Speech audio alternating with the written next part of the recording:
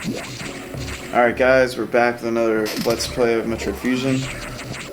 Last time there was an explosion and the screen was kind of rattling. Today we're going to find out what that was. Yeah, I wonder what it was. What could cause an explosion that powerful? If I don't die first, I'm over here with 27 health. Oh god.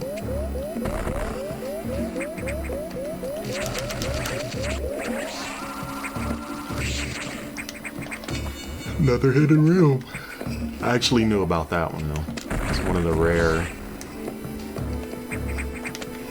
Yeah, you know, looking back, there are a lot of these rooms that I missed my first 3-4 gameplays.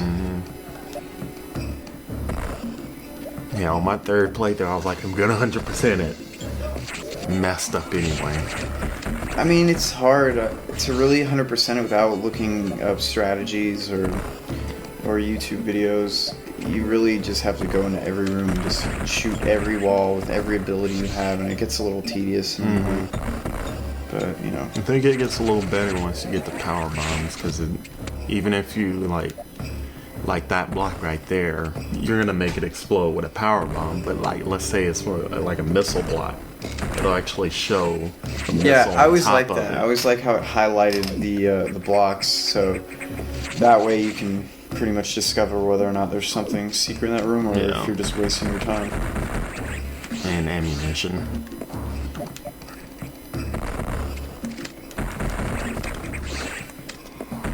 Uh-oh.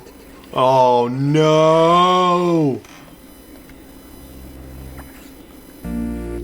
Shoot. That son of a bitch. Alright.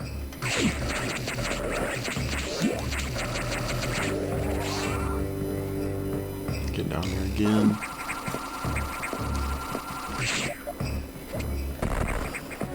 So hold on, if you die, you don't keep your power-ups that you found? No. So it basically starts you at the last save. Yeah, so Gosh, that's frustrating. if I didn't save at all, I would have been right started back from the beginning. at the beginning. So it's always suggested that if you're playing this game, anytime you find a save point, you actually exploit it, because I shouldn't have died there. I wasn't really paying that much attention, but I will admit, the further in this game you get, the harder it gets. You know, it's not one of those games that you can just breeze past. And obviously, if you beat it a couple times like we have, it gets a little more simple, but it's still a challenging game. I still get stuck occasionally. That underwater part. That is a really annoying portion of the game. It's too many invisible walls. I'm like, dang, dude. And it's then funny I have to sit there and think, like, what did I do last time? Like, did I go to the right, or did I go down the middle, or was it the left? It's frustrating.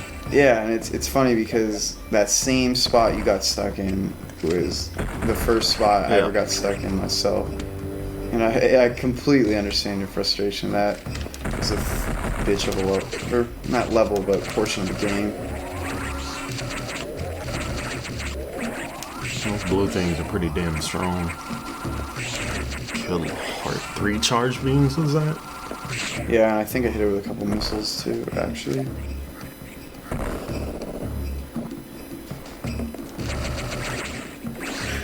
I'm so angry right now. Oh no. Don't do it. Okay, I was gonna say. Oh, there we go.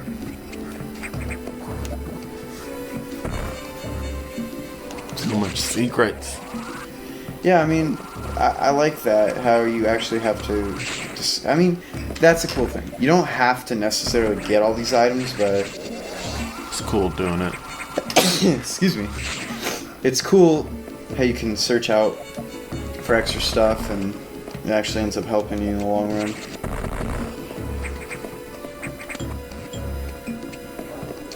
That's kind of, it's funny because that's how it is in Zelda. Because there's heart pieces that Are just littered all over the place. yeah, Right? and you have to really explore to find them. That's probably what made me like this game so much. It's like Zelda, but it's futurized, I guess you could say. Yeah, I mean, they have their differences, but they're generally similar. One thing I thought about earlier today was it's weird how all of the Legend of Zelda games you play as Link, you know? You think they'll ever make like a Legend of Link game? What, into where you play as Zelda, or? It's a possibility. I mean, you never know. Yeah, I mean, I have a few people who always ask me, like, why is it called The Legend of Zelda if you don't play as Zelda? And it's like, I don't know. Maybe they should have just called it The Legend of Hyrule or something. That would have been cool. Would have been a better title. But, you know. But, fuck, we're not in control of these things, so... Like, I just know it is Zelda. I play it. I save Zelda. Okay, I did know about that. Alright. Nightmare? Third boss.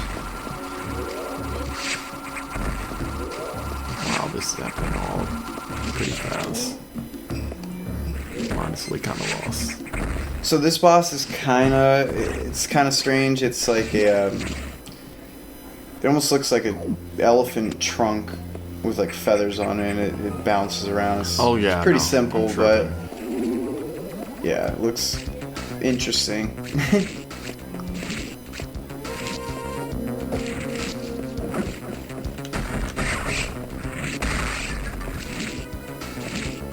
That's another thing, you know, apart from this boss and maybe 2 or 3 other bosses in this game, I really like the design of the bosses.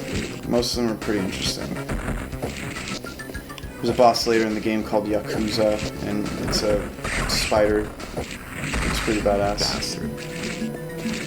Yeah, he's pretty difficult though. Annoying. Frustrating.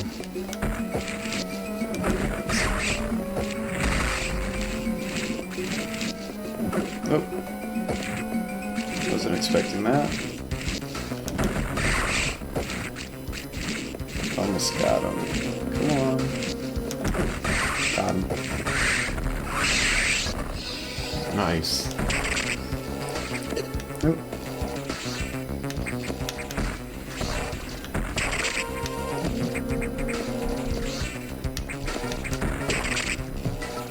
Ooh. Okay.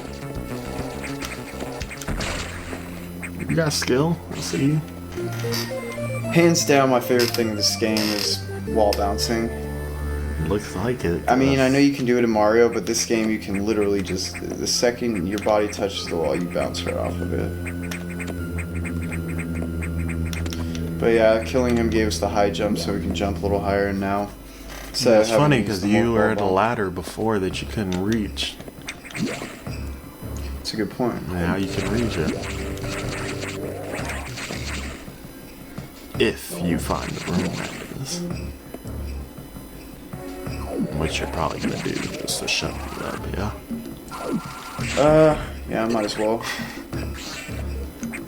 Oh, guess I can't.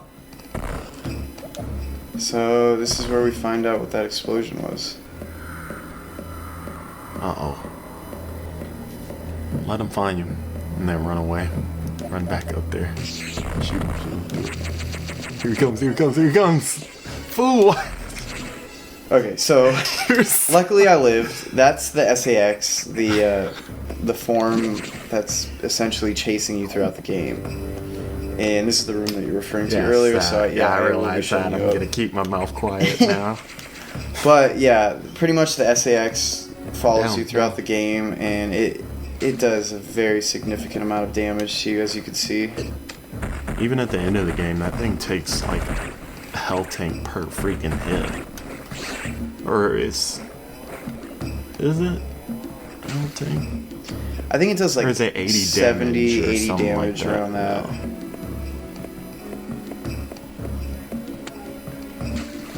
Oh.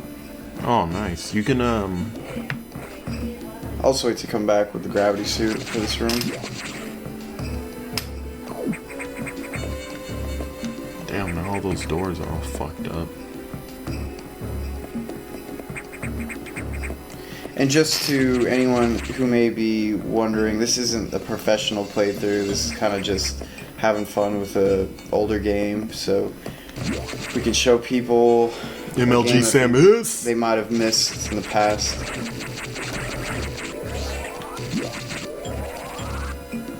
What is the significance of that?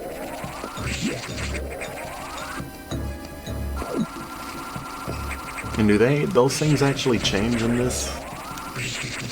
Yeah, so right now those larvae are just kind of chilling for now. But later on in the game you have to come back to this area and you pretty much figure out that they've transformed into a different type of creature that's kind of a bitch. Yeah. But that's going to wrap it up for this episode. Thanks for watching, and we'll see you next time.